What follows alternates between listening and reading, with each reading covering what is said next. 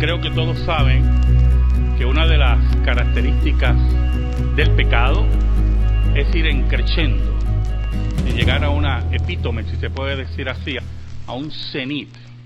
Nunca el pecado, y esto tiene que estar claro, nunca el pecado va a estar quieto.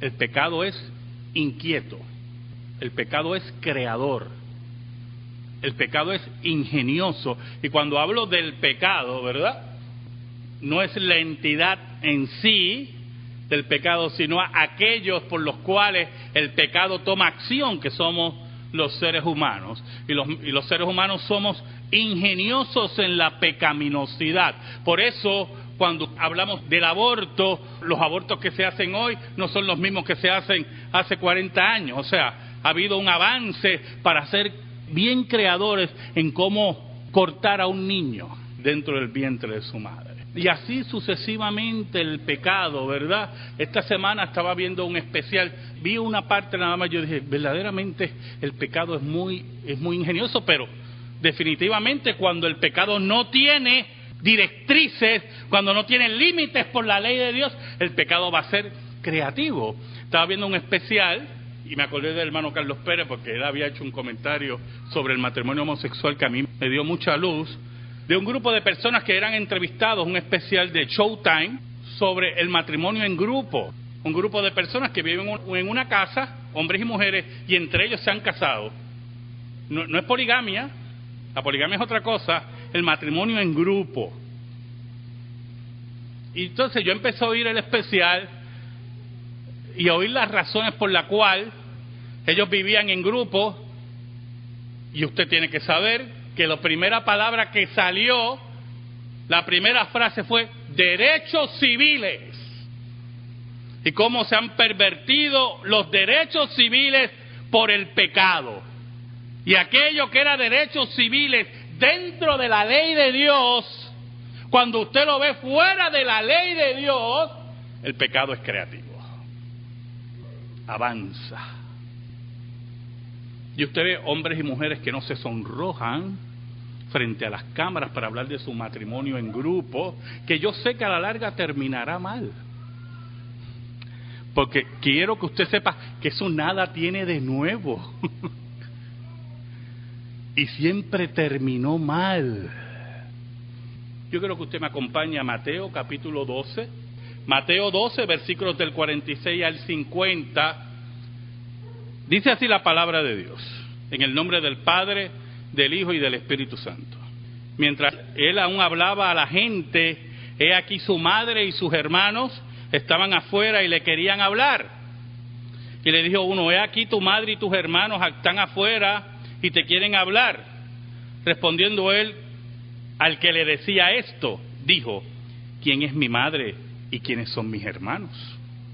Y extendiendo su mano hacia sus discípulos, dijo, he aquí mi madre y mis hermanos.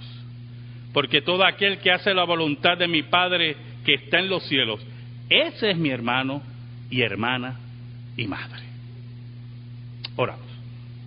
Gracias te damos, Señor, por tu palabra eterna en esta hora. Tú sabes, Señor, la semana dura que hemos tenido. Yo te pido que nos escondas bajo la sombra de la cruz y que tu nombre sea proclamado. Yo te pido que ilumines las mentes de mis hermanos, que tú llegues a sus necesidades según tu voluntad. Por Cristo Jesús oramos. Amén y amén. Para los años 60 del siglo pasado, ¿verdad?, cuando empezó la revolución sexual, yo se lo he dicho otras veces y quiero repetirlo en esta tarde, existían 4 enfermedades venéreas. 4 enfermedades venéreas. Después de la revolución sexual, existen alrededor de 70 enfermedades venéreas. Por lo tanto, la libertad sexual, la creatividad pecaminosa de esos muchachos que hablaban de amor y paz, o de paz y amor, como usted lo quiera, el orden que a usted le interese, nos llevó a la pobreza en la salud, a la pobreza económica. Y usted dirá, ¿y por qué la pobreza económica, pastor? Oiga, cada vez que surge una enfermedad venérea, quiero que usted sepa que usted va a tener que pagar. Porque las investigaciones científicas para bregar con eso, todo lo que invierte el gobierno sale de sus impuestos. Y por lo tanto, la pecaminosidad nos lleva a los santos a pagar más. Y no es que queramos, si usted lo quiere poner en dólares y centavos, que es la intención que estoy haciendo en esta tarde, no es que tengamos solamente una manía, si usted no la quiere poner en una manía de santidad, porque creemos en el carácter de Dios y en la santidad de la ley de Dios. Si usted no lo quiere poner desde ese punto de vista, póngalo desde el punto de vista económico. Nosotros tenemos derecho a protestar sobre eso. Y porque tengamos un grupo de desordenados sexuales en la calle o desordenados con drogas en las calles, nosotros tengamos que pagar. Así es el pecado de creativo. Así el pecado es de avanzar. Jesucristo se enfrentó a ese epítome y el progreso del pecado. Los fariseos rechazaban continuamente a Jesús, se burlaban de él.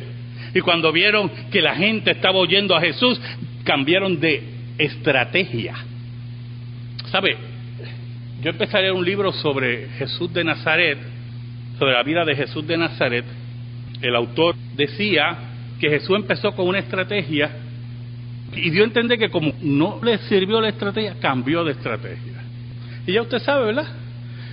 El lugar que corresponde a ese libro en mi biblioteca. Algunas veces tengo anaqueles cojos y el libro me ayuda a enderezar los anaqueles. Los fariseos eran los que cambiaban de estrategia. Jesús no tenía que cambiar de estrategia. Jesús estaba claro. Siempre estuvo claro. Oiga, y después de la burla, los fariseos, cuando ven que el pueblo los escucha al maestro, escucha a los discípulos, cambian de estrategia y deciden enfrentar a Cristo con argumentos. Y empiezan discusiones teológicas con el maestro. Y empiezan a buscar trampas teológicas con el maestro. Yo me acuerdo que en una ocasión estaba discutiendo con una persona sobre un tema en particular. Y había otro hermano escuchándonos. El otro hermano era bastante despierto. Y en una se da cuenta que yo le estoy creando una trampa al otro hermano. Necesitaba que contestara en una forma. Y cuando contestara en esa forma, yo le iba a decir, pues, viste. Y el otro hermano se da cuenta. Le dice, no contestes. Te hizo una trampa y no te has dado cuenta. Y yo lo miro, chota. Oiga. Y Cristo salía airoso de cada trampa, pero llegó un momento en cada trampa de los fariseos que eran pecaminosas, discusiones teológicas pecaminosas de parte del fariseísmo que rechazaba a Jesús, que llegaron al epítome del pecado cuando las obras de Cristo fueron declaradas hechas por Belcebú. Ahí Cristo introduce el famoso discurso del pecado contra el Espíritu Santo, el pecado imperdonable. ¿Y qué es el pecado imperdonable? Algunos padres de la iglesia decían que el pecado imperdonable solamente se podía hacer en el siglo I, en el ministerio de Cristo. No podían definir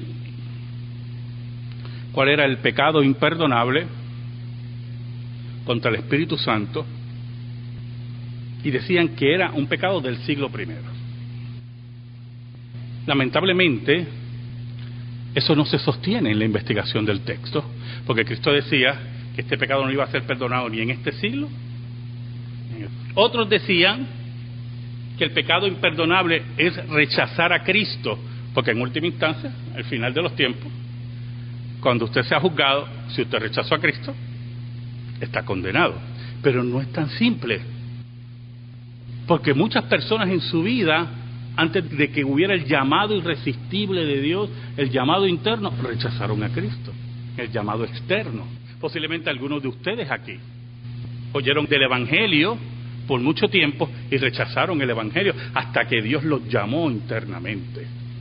Otros decían que como los fariseos habían dicho que las obras de Cristo eran las obras de Belcebú, y Cristo refutó eso muy bien, porque Cristo dijo, como un reino puede estar dividido por sí mismo. Pero muchas personas rechazaron a Jesús, posiblemente relacionaron sus obras con algo maligno, y después Dios los llamó y los salvó. ¿Qué es el pecado imperdonable? ¿Sabe, hermano? Una pista es cuando Cristo dice que cuando se habla contra el Espíritu Santo, y el término hablar contra el Espíritu Santo es interesante porque Cristo no está diciendo que no creen en el Espíritu Santo, sino que hablan, pronuncian.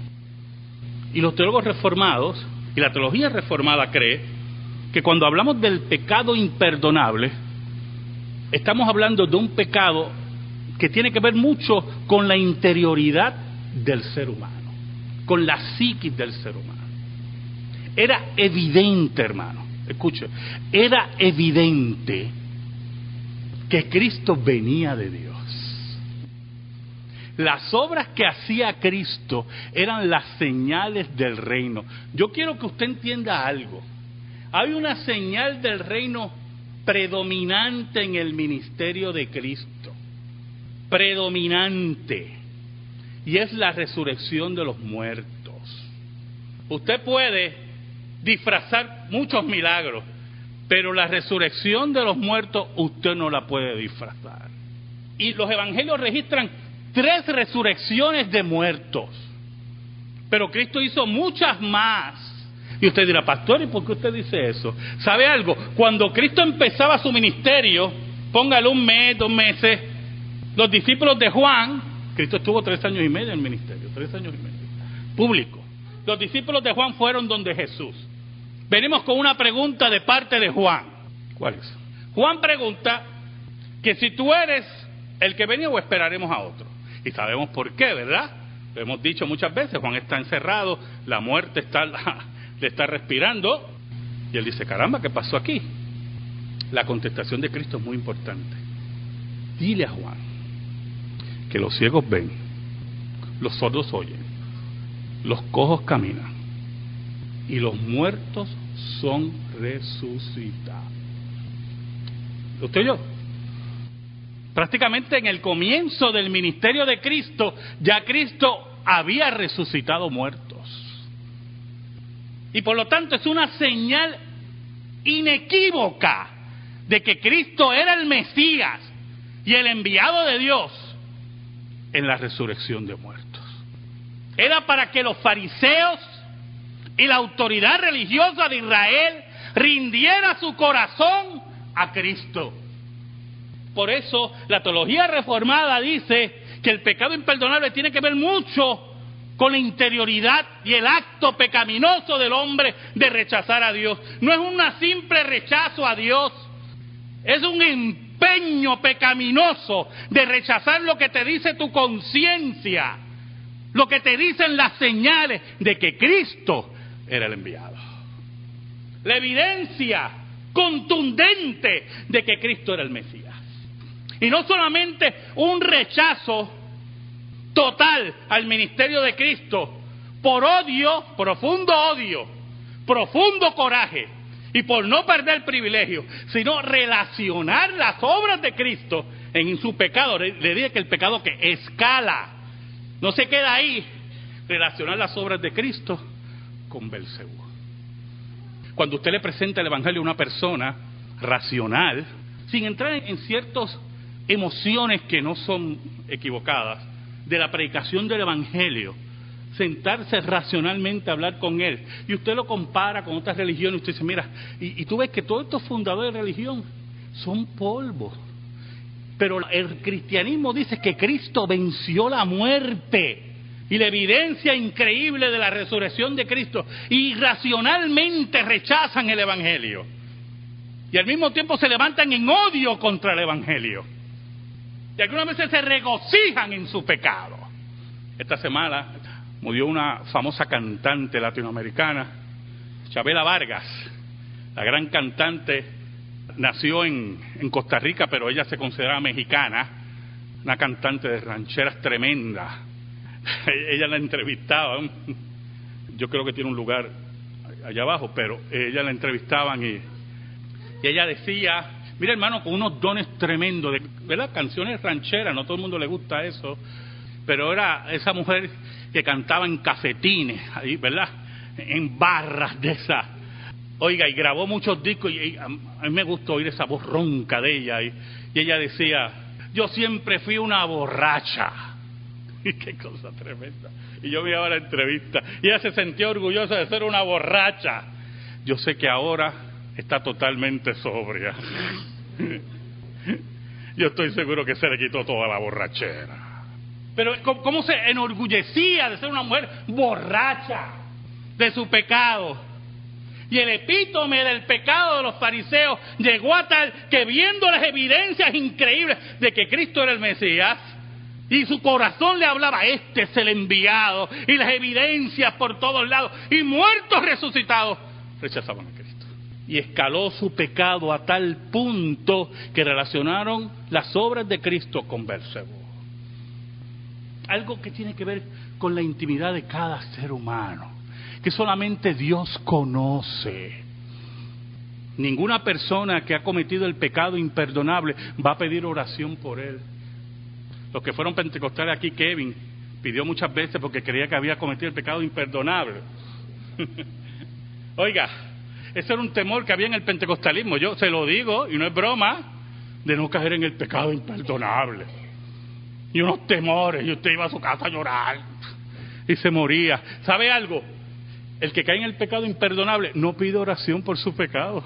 Odia a Dios. Con convicción. Odia a Dios. Y usted dirá, pastor, pero usted leyó otros versículos. Despreocúpese, yo estudio bien esto. ¿Sabe algo? Cuando el pecado escala, el pecado destruye. Nunca el pecado construye. Destruye. Y el rechazo de los fariseos a Cristo, la clase religiosa, la clase que odiaba a Cristo, que rechazaba las evidencias. Imagínense, hermano, cuando Cristo resucita a Lázaro, un muerto de 4 días, yo estaba hablando con Carlos Bruselas, ¿verdad? Hablando de cómo se descomponen los cuerpos muertos, la rapidez, el cuerpo humano, después que muere empieza una descomposición, y ya Lázaro tenía 4 días, en una época que no hay mucho adelanto en eso. Y Cristo lo resucita, no solamente, y se lo hemos dicho muchas veces, no solamente lo resucita de una condición de descomposición total, sino que espera 4 días, y lo hemos dicho muchas veces aquí, porque la teología farisaica enseñaba que cuando alguien moría, el alma vagaba por 3 días, y volvía al cuerpo, podía volver al cuerpo, y posiblemente eso venía porque mucha gente fue declarada muerta, y posiblemente al día como que se levantaba porque no tenían los conocimientos científicos, y ahí venía la explicación teológica de vagar 3 días el alma. Y Cristo viene al 4.º día para acabar con la teología farisaica errada y afirmar que era el rey y el Mesías. Y dice la Biblia, hermanos, qué cosa tremenda, que cuando Cristo resucita a Lázaro, los fariseos se unieron y decían, ¿qué vamos a hacer con este hombre? Porque hace muchas señales. ¡Wow, hermano! ¡Qué dureza! ¡Qué blasfemia! ¡Qué hombres duros, enemigos de Dios! Ese pecado que escala destruye, hermano. Y llegó un momento que el rechazo a Cristo fue tan evidente que Cristo, hermano, nos empieza a hablar de que ya no es cuestión aquí de sangre, aquí no es cuestión de Abraham, de sangre con Abraham, de pactos abrámicos naturales, humanos. Aquí es el pacto abrámico espiritual. Y usted ve que en el discurso que hemos leído, en el diálogo que hemos leído en esta tarde, es el diálogo que viene después de la blasfemia contra el Espíritu Santo. En el versículo 46 dice, mientras él aún hablaba a la gente, he aquí su madre y sus hermanos estaban afuera y le querían hablar. Y yo quiero, ¿verdad?, especular un poco, con mucho respeto a lo que dice la Escritura. Cristo recibe el rechazo de los fariseos, habla de esa generación mala que exige señal, habla de aquellos que han blasfemado el Espíritu Santo, y Cristo sigue hablándole a la gente. Pero yo me imagino a Cristo, ese judío que amaba a su pueblo, que lloraba frente a Jerusalén porque no lo reconocía, hablando con esa gente y con ese dolor. De allí estaba Cristo hablando después de todo este rechazo, después de todas esas blasfemias. Seguía hablándole a la gente, seguía predicándole. Pero introduce algo muy importante en este diálogo. El versículo 47 dice, y le dijo uno, he aquí tu madre y tus hermanos están afuera y te quieren hablar. Allí estaba María. José no está, posiblemente ya José debe haber muerto. Estaban los hermanos de Jesús, hermanos de sangre, no dudamos que también familiares. Eso no lo ponemos en duda tampoco, pero tampoco podemos negar que Cristo tenía hermanos, porque la Biblia es clara en eso. Y Cristo toma de pie eso. Ahí están tu madre y tus hermanos para introducir el mensaje claro ante el epítome del pecado. El versículo 48 dice, respondió él a aquel que le decía esto, dijo, ¿quién es mi madre y quiénes son mis hermanos? Y aclaremos, Cristo no está siendo malcriado con su madre y con su familia. Usted sabe que una vez yo estaba hablando con un católico sobre todas esas cosas de Mariología y la virginidad de María y estas cosas. Y él me dice, ¿tú sabes lo que pasa? Que ustedes los evangélicos tienen la manía de presentar a Cristo como si fuera un malcriado con su mamá. Y yo le dije, ¿sabes que tú tienes razón?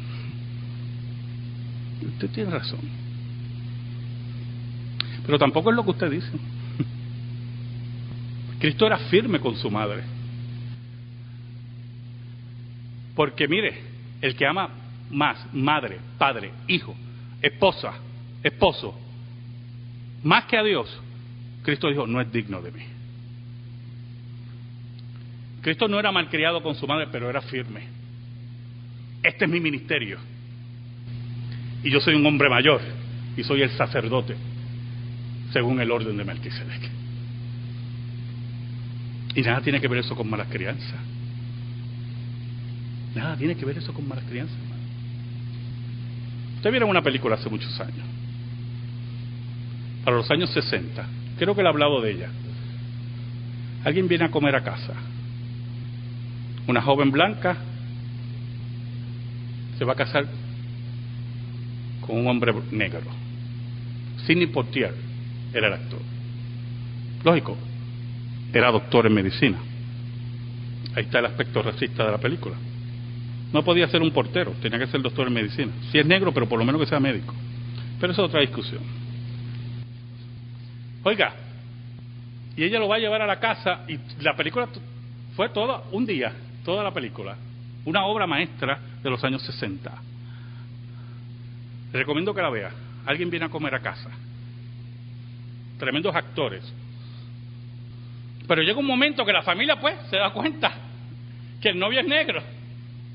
Y ahí empieza todos los revoluciones. Imagínense, en los años 60, en medio de todas las luchas de los derechos civiles por Martin Luther King, Malcolm X, todas esas luchas, y surge esa Hollywood, como siempre, ¿verdad?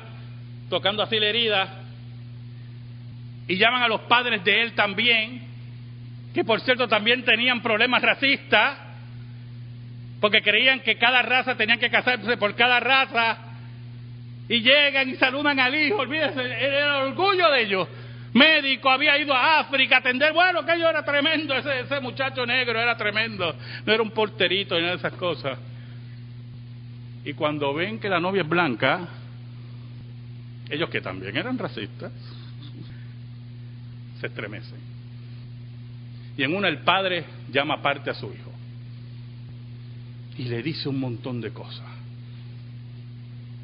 Él se había retirado La vi tantas veces que me acuerdo hasta el oficio que él tenía. Él era cartero. Se había retirado, Kevin, del servicio postal. Y él le decía, mira, yo que he caminado millas para que tú estudies, y esto y lo otro, y para que la madre había luchado tanto, mira, aquello fue un discurso de eso que usted oye a cada rato.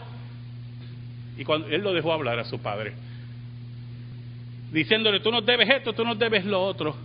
Y después que él termina, Sidney Poitier le dice, empecemos lo siguiente, yo no te debo a ti nada, porque lo que tú hiciste lo tenías que hacer. Yo soy tu hijo y ese es tu deber. Yo soy un hombre ahora y yo tomo mis decisiones. Y le dijo las verdades. Y al final le dice, padre, yo te amo, pero yo me voy a casar con esta muchacha. Y no fue malcriado. Y cuando Cristo dice, ¿quién es mi madre y quiénes son mis hermanos?, le dice a este hombre, ¿quiénes son? Y cualquiera dirá, ¿qué le pasa a este? ¿Tiene algún problema con su madre y sus hermanos? No, y Cristo viene a introducir algo muy importante, hermano. Ese Israel que debiera ser su madre y sus hermanos era el Israel que rechazaba a Cristo, que odiaba a Cristo a pesar de todas las señales evidentes, increíbles, como la resurrección de muertos. Odiaba a Cristo. Y no podía venir con herencia abrámica, ni de que somos hijos de Abraham.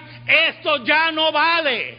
Por eso Cristo dice en el versículo 49, tremendo, y extendiendo su mano hacia sus discípulos, dijo, he aquí mi madre y mis hermanos. Y no era una solidaridad porque eran amigos, o porque eran del mismo sindicato, o de la misma fraternidad, Gamma, Zeta, yo lo que sea. No, hermanos, no era eso. En el versículo 50 dice, porque todo aquel que hace la voluntad de mi Padre. ¿Y cuál es la voluntad del Padre, hermano? Esta es la voluntad de mi Padre, el que me envió. Que todo aquel que me vea cree en mí y tenga vida eterna. Todo aquel que hace la voluntad del Padre. Una vez le preguntaron a Cristo, ¿cómo ponemos en práctica las obras de Dios? Esta es la obra de Dios, dijo Cristo. Pero Señor, ¿cómo ponemos en práctica las obras de Dios? Explícanos. Esta es la obra de Dios, dijo Cristo, que creáis en aquel que ha sido enviado. Porque todo aquel que hace la voluntad de mi Padre, que está en los cielos, ese es mi hermano y hermana y madre. ¿Sabes algo? Si tú sigues a Jesús, eres hijo de Abraham, eres mi hermano, eres mi hermana, eres mi madre. ¿Sabes por qué? Porque yo también sigo a Jesús. Amén. Gracias te damos, Señor, por tu palabra eterna que no se equivoca. Gracias por darme las fuerzas en esta tarde de predicar tu palabra. Bendice a mis hermanos, bendice sus familias, sus hijos, sus nietos, sus bisnietos, bendice sus trabajos, bendice sus negocios, en el nombre de Jesús. Pero que sobre todas las cosas se cumpla tu voluntad en sus vidas. Por Cristo Jesús.